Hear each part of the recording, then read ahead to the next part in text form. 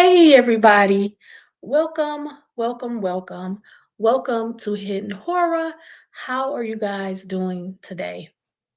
So today I'm here. If you follow me on YouTube or Facebook, I was up late last night. I could not sleep. I brainstormed. I literally um, went over the entirety of this video today with the content of what I wanted to talk about. And it was pretty easy for me because all of these thoughts, they're in my mind. It's just, I have to. I'll give you an example. Like I wrote them all out. I took notes and I just can't see it, but I just wrote like pages and pages of notes. You can't see the notes, but it's like pages of notes from my thoughts. And then I had to organize them, and now I'm here doing the video. So I want to talk about what I'm calling my theory, my hypothesis on what I feel happened to Nancy Guthrie. Now, I tried to break it up into like four ideas. It's a lot of information that I'm going to go over, but I have four, I would say, main topics or main ideas that I want to hit. One, I do not believe that this was a burglary, robbery, or home invasion. We can only put so many letters when we do these titles. We're limited to 100 characters. So I kind of try to narrow the wording down, but I do not believe this was a burglary, a robbery, or home invasion. That's one of my first topics. My second topic is I don't believe that there was ever a viable ransom. I do not believe that there was a ransom at all. And I believe that the ransoms that were coming in were not legitimate, were not credible, and they did not offer proof of life that they even had Nancy Guthrie or that she was alive. That is my second thing I'm going to talk about.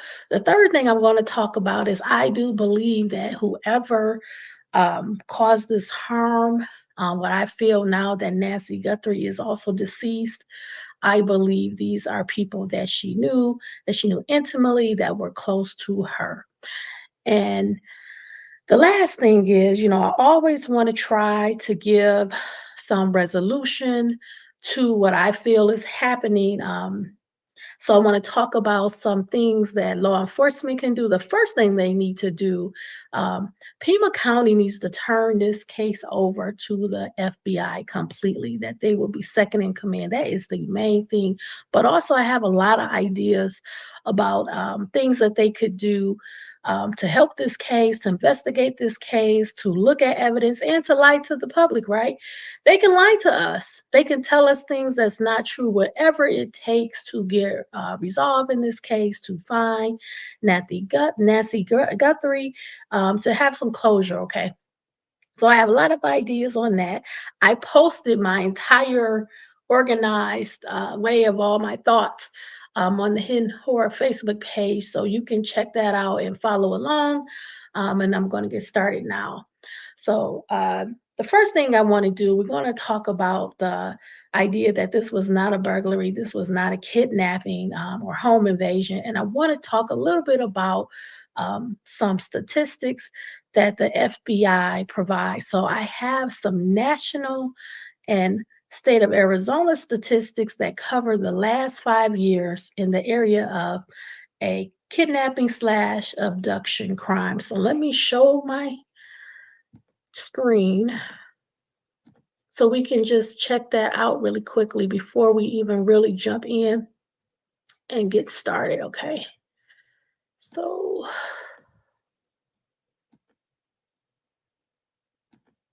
okay. So the screen that I'm sharing right now, this is from the FBI page. They have a crime data explorer, and you can look at all types of crime. This is just one of many federal crimes. And I wanted to show you this so you can have a good understanding of why I feel this is so unlikely that someone Nancy Guthrie's age would be kidnapped slash abducted. Okay, so these are national figures from the last 5 years, and we're going to go over a couple of categories. So The average offender age, 31% of kidnapping and abductions are done by someone that is the age 30 to 39. 20 to 29 is 30%. And as the person gets older, it appears that that number goes down. The victim's age, they have the largest category of an abduction is age 20 to 29 at 29%, and then 30 to 39 at 24%. So again, as the age goes up, the likelihood that the victim is going to be kidnapped or abducted, it really goes down. Okay, um, let's continue on. So when a person is kidnapped or abducted, 64% of the time it's done at their residence or their home. That's the largest figure. So that's like basically 2 out of 3 times the likelihood that you're going to be abducted at your home or residence is 64%. And then the next large category right here is you're going to be on the highway, a road, an alley, a street, a sidewalk. You're going to be out in public, okay, 13%. And then the chances that the victim has a relationship to the offender in the cases for the last 5 years covering the entire United States, 26% was a boyfriend slash girlfriend. So that's about a quarter of the abduction slash kidnappings. Okay. Um, we're going to go down to if they had a weapon. In 46% of the reported abductions and kidnappings, 46% had a personal weapon and 27% didn't have a weapon at all. So you almost have about half that have a weapon and about another quarter that don't have a weapon at all. And then you have a small percentage that have a handgun, 7%. So that's interesting to me too. And that's why I said it was kind of odd that the person had a um, holstered weapon in front of them because usually with burglaries you really don't have someone carrying a weapon because you don't want to up that charge with a weapon. The weapon alone will have its own separate charge and then it heightens it from, for example, robbery to armed robbery. Okay, you're going to have a higher charge if you caught with a weapon. Okay, that's going to be it for this one. Now we have on here,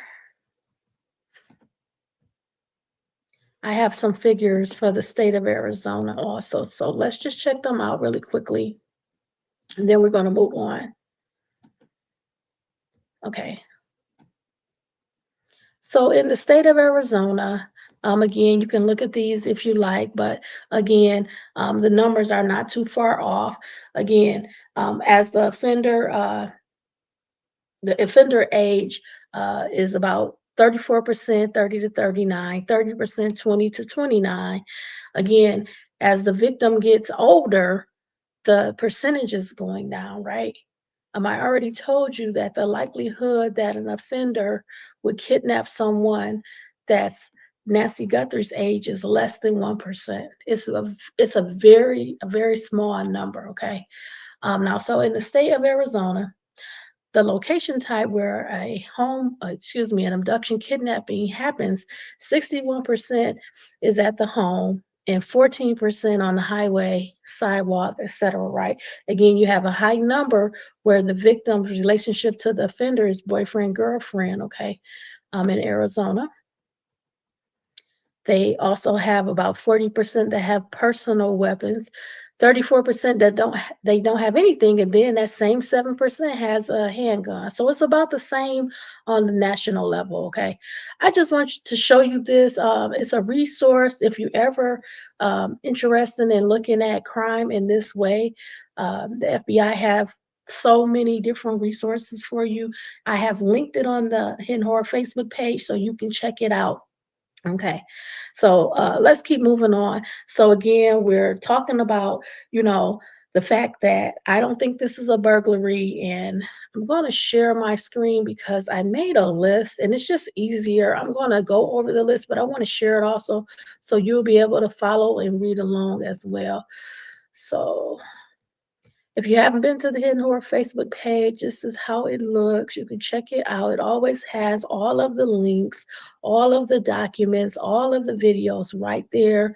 Easy for you to see, to view, to check out. Okay. So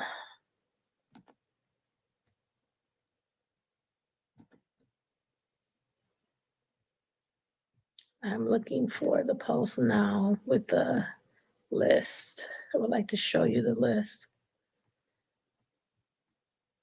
For some reason I don't see the list on here, but I'm actually viewing the list, so I'm not sure why it's not updated on here yet. Just gonna run down my timeline really quickly to see, because sometimes there'll be something in my timeline, but it's not. Well, let me reload the page and see if it'll post it. Okay, there it is. My apologies. Okay, I'm sorry about that. So I don't know if I can make this larger. I guess I can't, which is fine. I'll just try to have it here. So again, we're going to cover 4 ideas, well, 3 ideas, and then what can we do about it? What's the resolution? You know, 1, the fact that I don't think this is a burglary. Number 2, I don't think that the ransom was really a ransom. I don't think there was ever a ransom. I think people just came along and tried to extort money from the family. I know that one of the people that tried to extort money from the family, they were arrested. They were out of California, so I'm going to bring you that. And then I do believe that Nancy Guthrie, with the number of days that have passed with no proof of life, I do believe that she is not here with us anymore. I hope that she is. We can always hope and pray, but the signs are very grim, very sad. Since we do not have a proof of life, we've never received any evidence that Nancy Guthrie is still alive at this point, and we know that she was injured. So I'm just deducing, okay? And then I believe that Nancy Guthrie, I think she knew her perpetrators. I think she intimately knew them. But I'm going to go over why, and then I have a bunch of things that law enforcement can look to try to solve this case, to try to get closure by any means necessary. Nothing breaking the law, but trying some, strategic tools to get this resolved, okay? So let's start off with, this was not a burglary. We already talked about the statistics that were provided from the FBI. I showed you that. You can refer to that later. Number 2, I'm going to go here from media reports. Um, and I found this kind of interesting too with number 2, because they're not, the law enforcement behind this case are not just coming directly out and saying these things. They kind of allow people to kind of draw their own conclusions, but it has been said in multiple media outlets that there was nothing taken from Nancy Guthrie's home, nothing stolen. So in a burglary, I mean, to just be forthcoming, the person's going to try to steal everything they can, even if they're even if the person that's in the house passes away, they're still going to steal the stuff, whether it's jewelry, high-end items, furs, um, try to break into a safe, try to find money, valuables, things like that. They're still going to steal, even if the person becomes deceased during the burglary. They're still going to steal. That's just the reality of the situation when you have a burglary. They are there to steal, to take, to get in, to get out, to do it as quickly as possible, to not get caught, okay? And again, from media reports, there has been nothing taken from the Nancy Guthrie home, and I'm going to say allegedly, okay? Now let's go on down to number 3. I wrote, if this was a burglary, the perpetrators would steal and quickly be in and out. Okay, so I just said that. Let's move on down to the second category where the ransom is illegitimate. Now, I do want to say, just going back to no burglary, I have 2 or 3 other videos covering Nancy Guthrie, so I'm not going to cover every idea, okay? You can go back, you can check out those videos. They're probably an hour or less, and I go more into detail, but I'm not going to repeat the same uh, redundant information over and over again. This is just a quick view of what I feel happened the night that Nancy Guthrie was reported missing, disappeared, and what I feel she was gone. She was deceased. Okay. So anyway, let's continue on. We're on the ransom was illegitimate. And when I say illegitimate, I don't think there was ever a ransom. I do not feel that there was a perpetrator that initiated any type of ransom from themselves to either the media or the Guthrie family. I do not believe that this was a situation where Nancy Guthrie was taken such for the reason of a kidnapping, abduction for money, for a ransom. And the reason I think that is because there was no ransom demand early on. A note could have been left at the home. A message could have been sent to the home. It could have been something really quickly. You know, you want to request that ransom early on that day, the next day. I mean, that didn't happen. And I want to prove that to you also because anytime you have like this type of kidnapping, abduction, the perpetrator, for number one, is going to make a ransom request early on. Okay. But I want to prove it to you. I want to go. I have two things I want to go over. The first thing I want to go over, and this is number two, is on day number 5 of Nancy Guthrie's disappearance, her son, Camron, in a video. Now, I believe the video was scripted because of his body language, and he appeared to be reading down on a piece of paper. And I don't understand why they can't speak from the heart. Hey, my mother was taken. We want her back. We love our mom. We'll do anything we can. We're offering this money. Please contact us. We'll meet you anywhere, anytime. No questions asked. Just return our mom. I don't understand, but I know they're probably getting help with these scripted, written responses or letters or pleas, but it doesn't really come across authentic. To me, is not speaking to anyone. It's just very generic, but that's just my opinion. But Camron gives this video requesting that the kidnapper contact them. Now, anytime you have a real kidnapping, you're not going to have to try to find the kidnapper and say, hey, we're waiting on you to, request this money or make a demand. It's going to be a controlled situation where the kidnapper or a perpetrator is going to give a list of demands. It could be something such as, in your video, so I know that you're going to comply, I want you to wear a yellow shirt. That lets me know that means we're going forward on this. If you don't agree with the ransom, wear a red shirt. It could be something as simple as that, a hidden message that would only be known from the kidnapper / perpetrator to the family, that they're communicating in a hidden way. Again, we don't see that, right? And I want to prove that to you. So let me share my screen. Okay. Let's go. So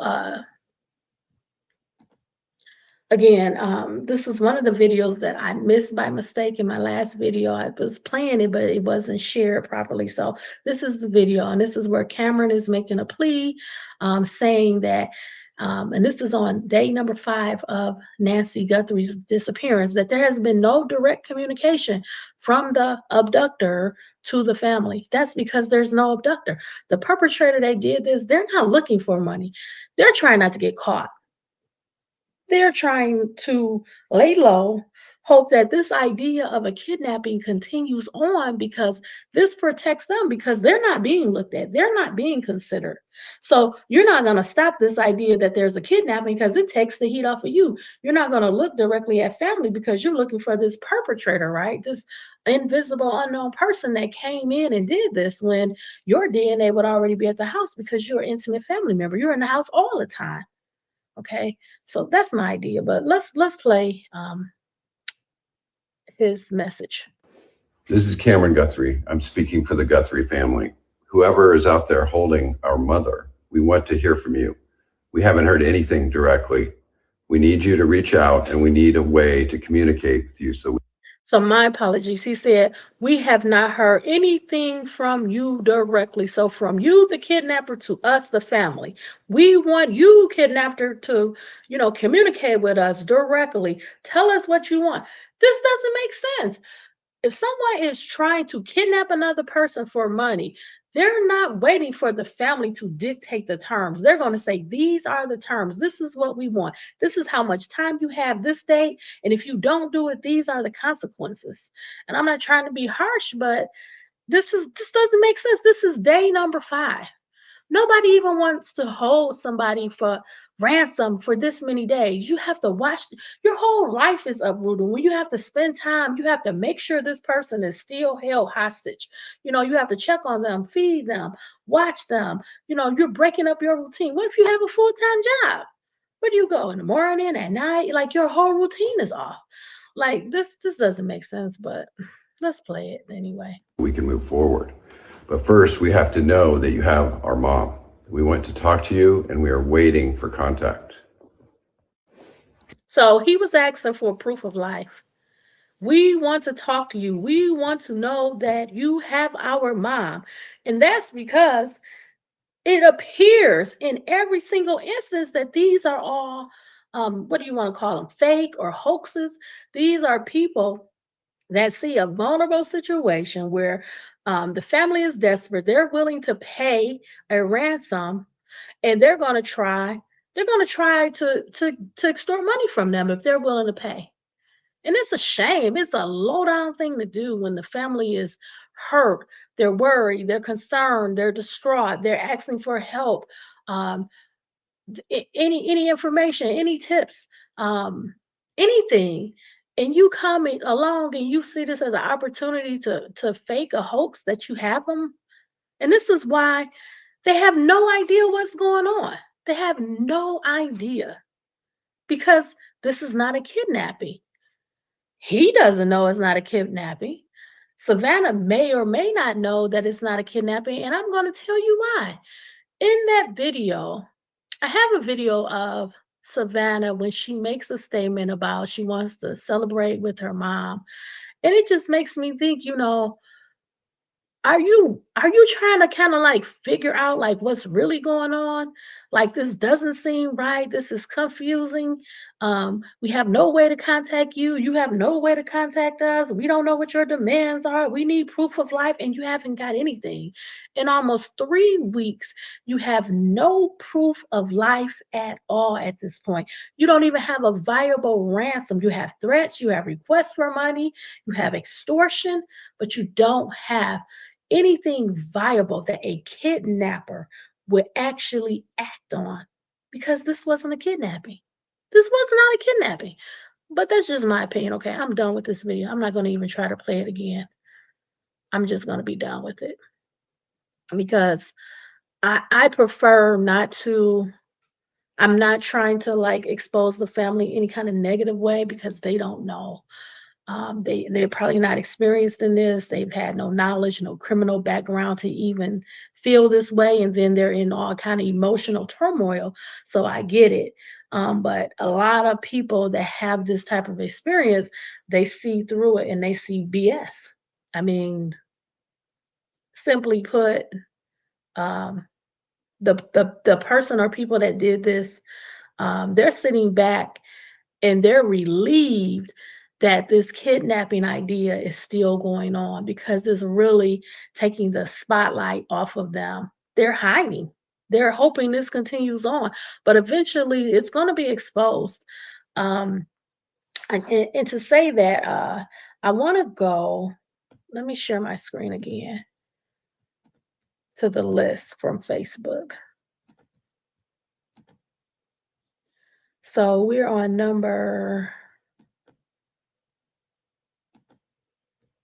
4. Oh, let's go back up a little bit. My bad. We are on number 3. It says alleged ransom request letters that were sent to the media were fraudulent and fake and was an attempt to extort Nancy Guthrie's family during a vulnerable time. Okay. Number 4, a man was arrested in California for sending a fake ransom note to the family of Nancy Guthrie. Let me share my screen. This video is going to cover that California case, and this video is provided by KTLA5. It's titled Nancy Guthrie, Ransom Imposter Arrested in Southern California. This video is about 3 minutes long, so it'll be quick.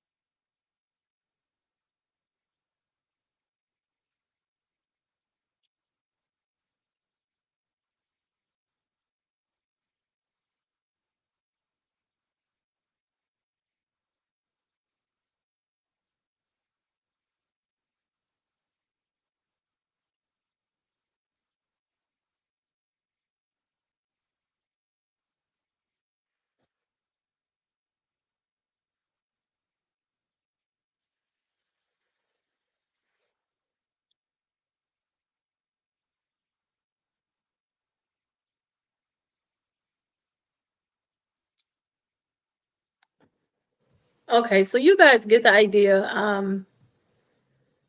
It's pretty much a situation where this person out of California, they decided they were going to do a fake ransom. They reached out to the family. They sent a note. The FBI was able to trace that back to him. Now he's arrested. He's facing some serious charges for trying to extort the family. You know, one thing I do want to add, and it's number 5 on the list, so I'm gonna keep pulling this list back so we can kind of see the list, and you can always refer to it later. So we're on number 5.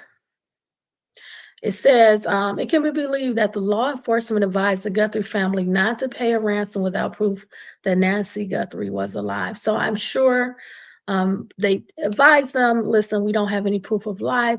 A lot of people could try to say that they have her and request a ransom. Let's not, pay anything unless we can confirm proof of life.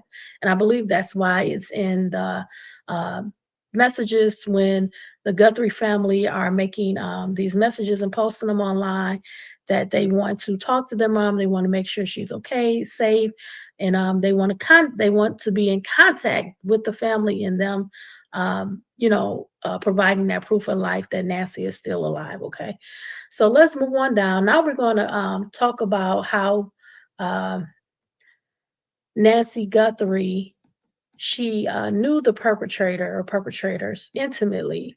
The reason I think that is because, when we look at the property, there's no forcible entry. Um, it doesn't appear that this was a break-in, like they had to get into the property. How did they get into the property? Is it possible? Is it likely that, this is somebody that Nancy Guthrie knew, that they had the knowledge of the house? They had maybe a key to the house. Maybe they had an extra garage door opener, or maybe even Nancy let them in the house.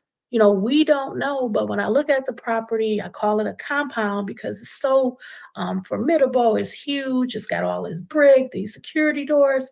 Um, there was no, what appeared to be no breaking of entry, no crowbar to tear these doors in to get in the house, no glass broken. Makes me feel like whoever was inside the house, they knew Nancy. And maybe they got let in or in some of the other ways I just described. Okay. So let's go on down to number 3. The suspect went on Nancy Guthrie's front porch and removed the camera next to the door so Nancy Guthrie could be taken out of the house from the front porch door. So the waiting car could not be captured on video. The front porch camera was removed. So I want to show a picture of the front of Nancy's house because she has this like huge, she has like a huge driveway. Okay. I need like a full picture of her house. I'm looking.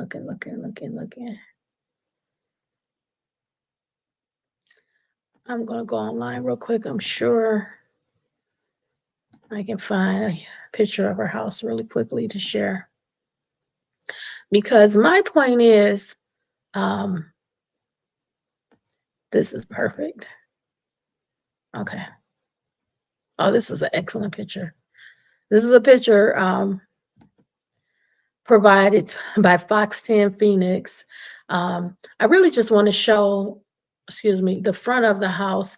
You see how the drive comes up, and this is I'm trying to see the way the angle is. It's kind of angled up, and I kind of wanted to show you, but it has the driveway. You know what? We're gonna go along with that one because it has the driveway. Um,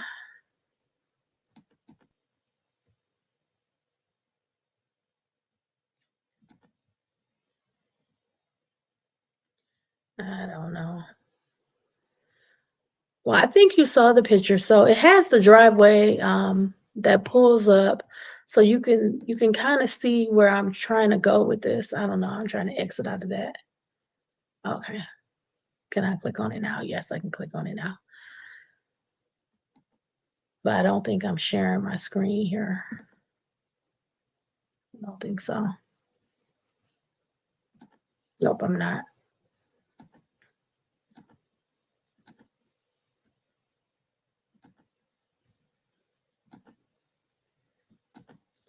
She has this driveway that wraps around that pulls up, and I believe that that front porch camera would have picked up a car that would be parked right here. So they had to take the camera, disable it, take it off, remove it because it would have captured the camera because I believe Nancy Guthrie left the property from the front porch. That's why we see the droplets. So we don't see any blood droplets when the subject is on the front porch removing the camera, but later we see the blood droplets. So I believe that Nancy Guthrie body was taken out of the front porch door and there was a waiting car here. Okay, that's just my opinion. So I want to go back so we can cover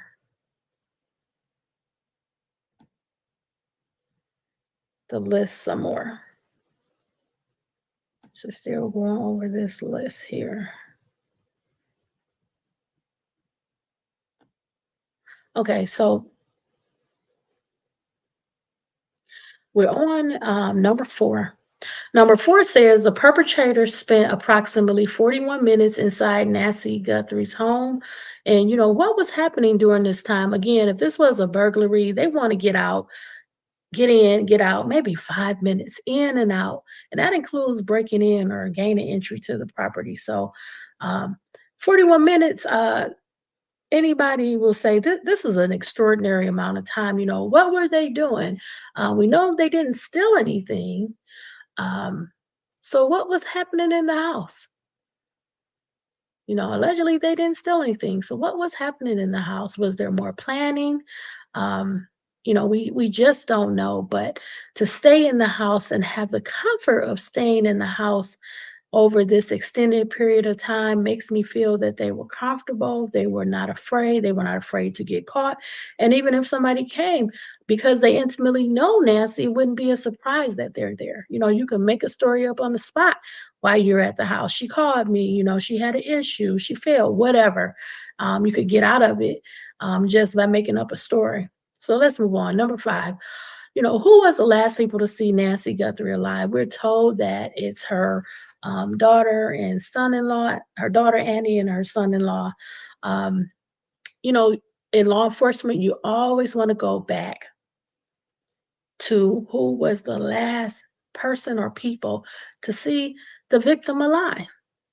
It's her daughter Annie and her son, and then also law enforcement is always going to investigate the family first. That's just logical because most of the times the victim knows the offender, and that's just statistics that's been proven over time. Okay, so we always want to look at the relationships, the interpersonal relationships between people. How was Nancy Guthrie's relationship with her family, with her son, with her daughters?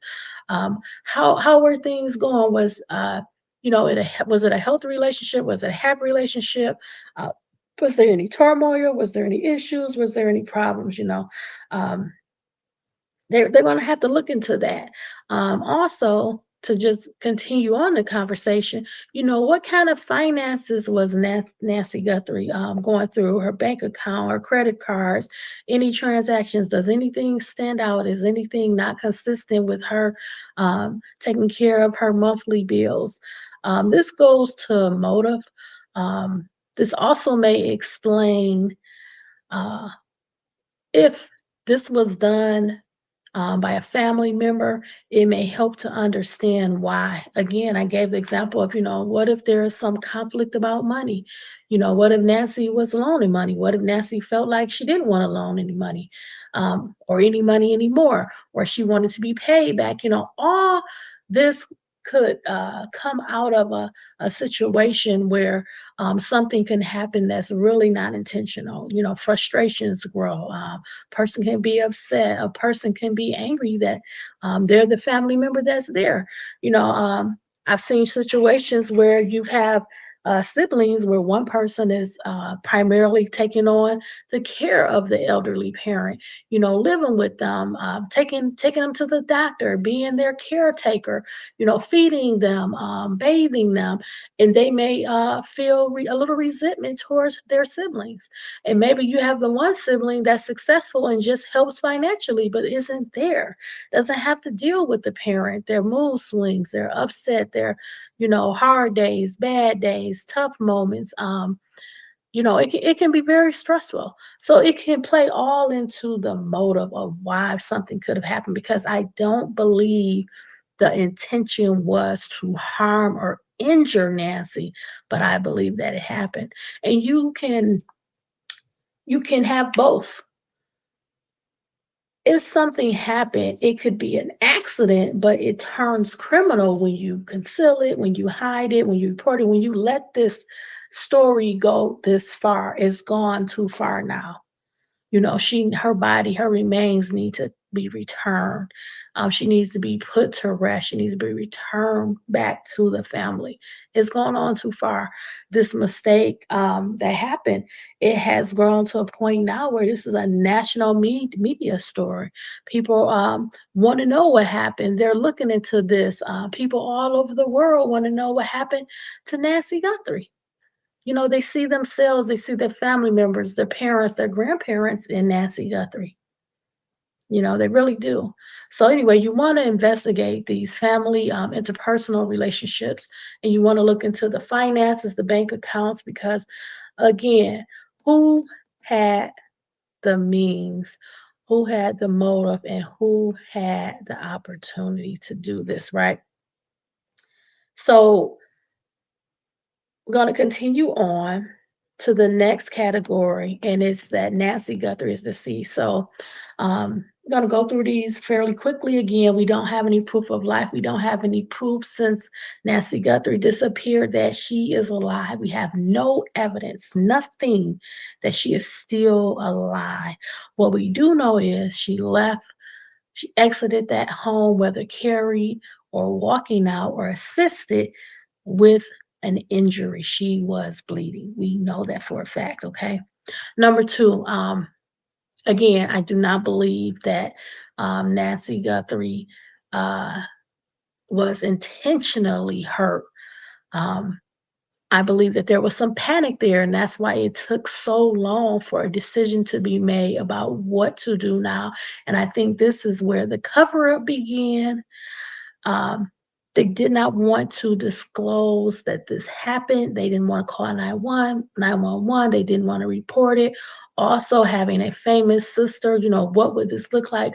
You know, how would this impact her, her career, etc. If this is being, you know, revealed that she, you know, met her demise in her home by a family member. Okay, all that plays into it. Again, let's move on.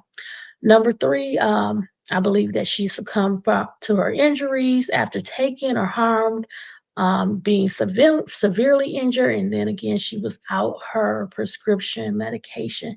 Why wouldn't you take the medication if you're going to abduct her? You want to keep her alive, right? You want to gain the ransom. Like I'm saying, there was no ransom. That was bull. But it was not on the family's behalf. They did not create that. I believe that that was just something that they looked into and that grew. That idea that she was kidnapped, that she was abducted grew. And now people are realizing that, you know what, this does not have the characteristics of a kidnapping or an abduction. They don't believe it now, okay?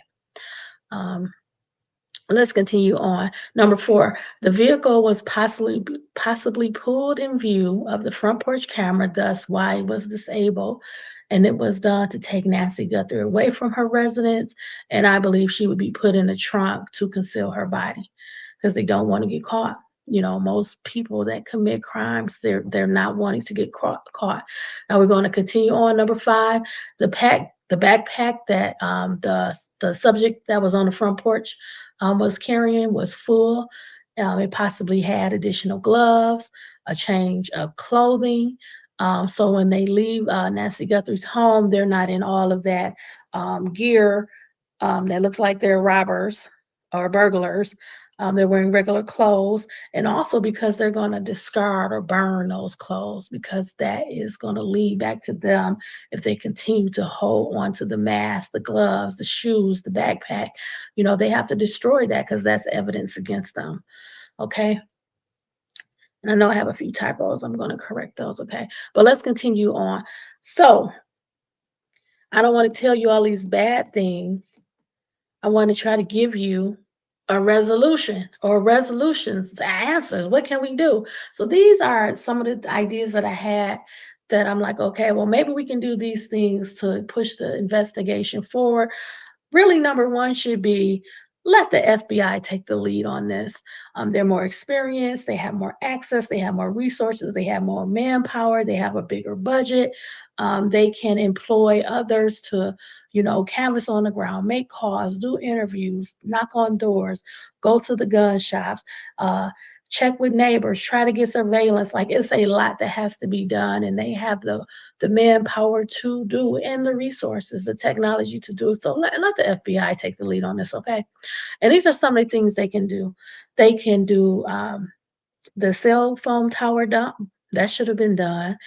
They should be canvassing the neighborhood, trying to obtain residential, commercial, traffic, road, and wildlife cameras. And I say wildlife cameras because they set those up in these type of areas where there's vast land. They do studies, and maybe something's on the camera there. Okay, they should look into all of their tips. They should be trying to recover or find or locate or track, where was the mask? So where was the gloves, the backpack, all of that. So that holster looked very original. Like it didn't look like a regular gun holster. It wasn't black. It had like some color to it.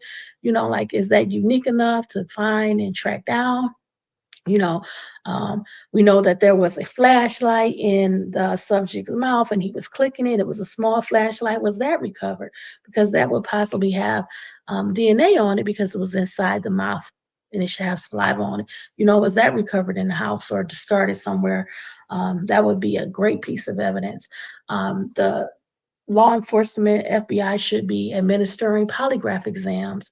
They should be doing interrogations, right? They should be investigating the family members, their cell phones, computers, finances. And I also thought, did Annie Guthrie have cameras at her home?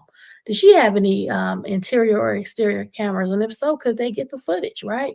And did they try to do a GPS tracking on her vehicles? She's the last person to be seen or known to be seen with the victim. Okay. And let's continue. This is something that, I don't like, but this is something that law enforcement can employ. They can lie to us, right?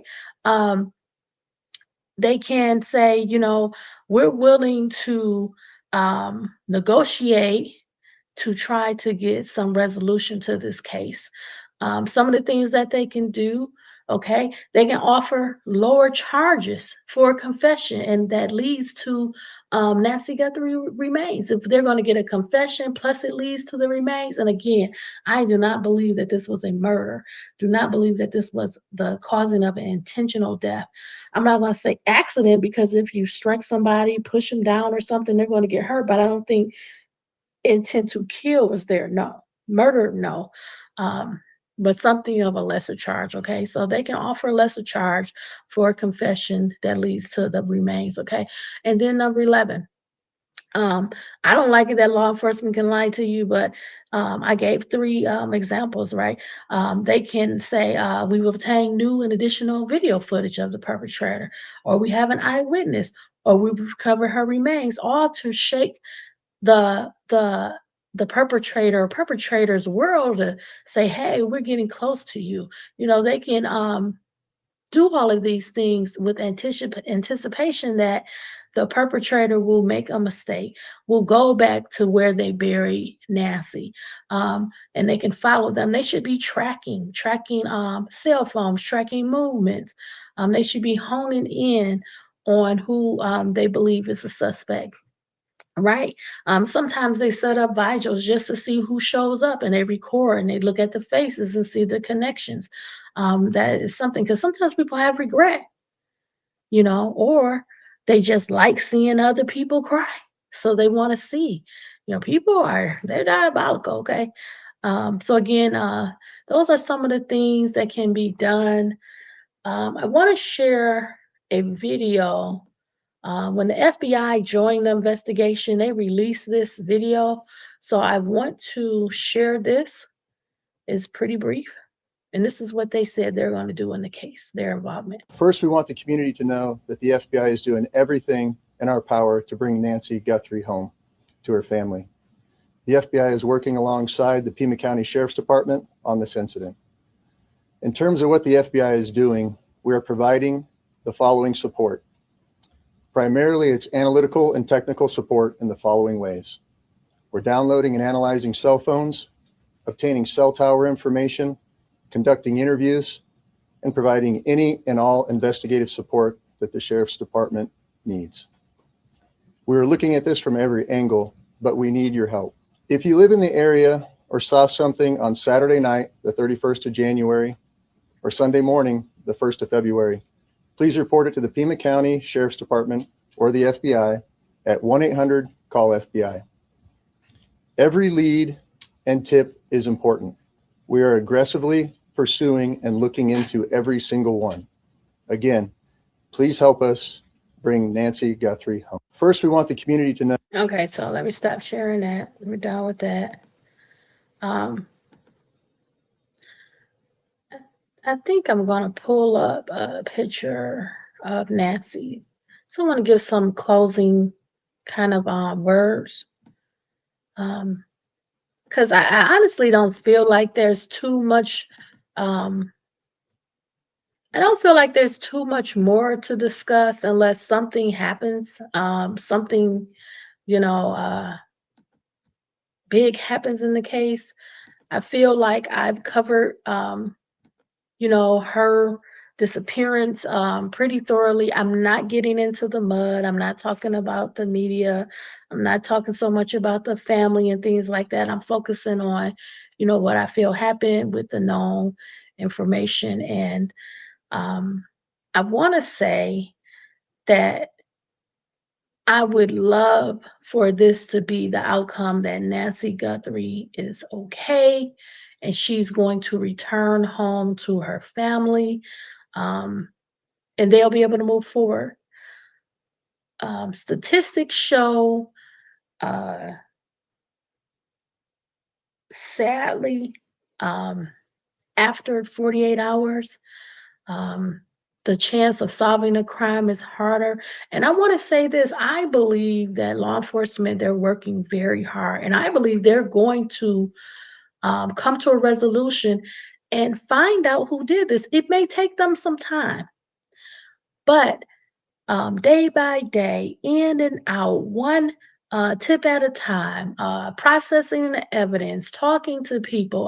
Over time, some people may grow more comfortable talking to law enforcement, telling them things that they know, etc. So I believe that this will be soft.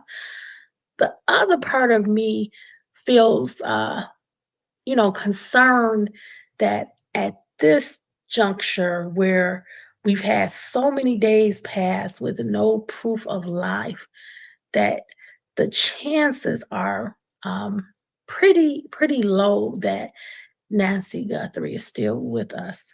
So I just want to take the time out to just send all of the positive energy, thoughts, and love to her and her family, and that, you know, keep hope alive, and hopefully there will be some resolution to what has happened to Nancy Guthrie really soon.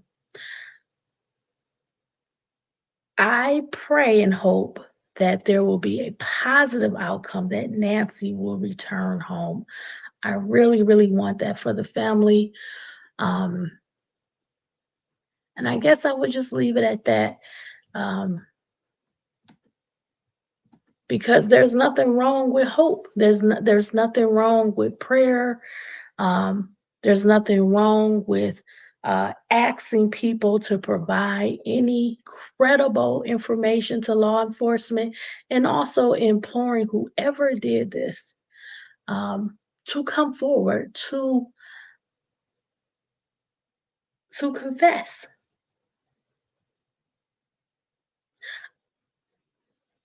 I have understanding that bad things happen, and it doesn't always be the intention of the person. Um, you can have plans and they get deterred. You can have a situation that gets out of hand. You can push someone, but you don't think they're gonna, bump their head and bleed out, or you can be so upset in the moment and feel rage or anger or frustration and do something that you would not do. The unfortunate part is, bad choices were made. 911 wasn't called. The person wasn't taken to the hospital. It was a decision that was made to do something other than the right thing. The right thing would be calling 911, calling for an ambulance, reporting this, trying to get help. But I just don't think that happened. I don't think this was a kidnapping. I don't think this was an abduction or a burglary. I think that something happened in Nancy Guthrie's house, an argument, a disagreement, and she was injured. She was mortally injured, and she succumbed to those injuries. And the person or people that were there had to figure out, what are we going to do now? And all of this was created, the taking the Ring camera off. So when they took her out of that house, their car wasn't on film. They didn't have to break into the house. That's where there's no forcible entry, because they had a way to get in. Whether Nancy let them in, or they had a garage door opener or a key, or they knew where the key was, or they had some knowledge, maybe a weak window or unlocked window. I don't know. They got into that house because of their intimate relationship with Nancy. And unfortunately, they made the wrong decision. It's less than murder, but it's not excusable. We all have to be responsible for our actions. And a lot of times, we do things that we regret. We don't know that we're going to have to pay for something for so long. We make a mistake. Sometimes these mistakes, we regret it for years. We have regret. We have, I wish I could have. I wish I would have done this. I would have done that differently. But in this case, you can't come back from that. That's why we have no proof of life. You can't give a proof of life because Nancy's been gone since the beginning. We don't have a real ransom, and the ransoms that were requested were fake. They were just ways to try to extort the family in their dire time of need. And all in all, none of this has brought any new information. It hasn't brought law enforcement closer to finding out what happened, because while everybody's been looking for this kidnapper, this burglary, a burglary where nothing is stolen allegedly, doesn't make sense. What you have to do is go back to logic. You have to go to first base, and you always look at the family first. And you always look at the people or person that was last known with the victim. And I will leave it at that. I want you to please let me know what you think. Let me know what you think about my theory. I hope I explained it well. I hope I covered it well. And please tell me what you think. And if you have a theory, I'd like to know about it. If you think, hey, I'm all off, there's no way this happened this way, and you're going with the kidnapping or the abduction or the home invasion idea or the ransom idea, let me know what you think. I'll read the comments, okay? So thank you for spending this time with me. I really, really appreciate it. I want you to stay safe, stay smart, stay savvy. Be well, all my friends. Bye, everybody. Bye.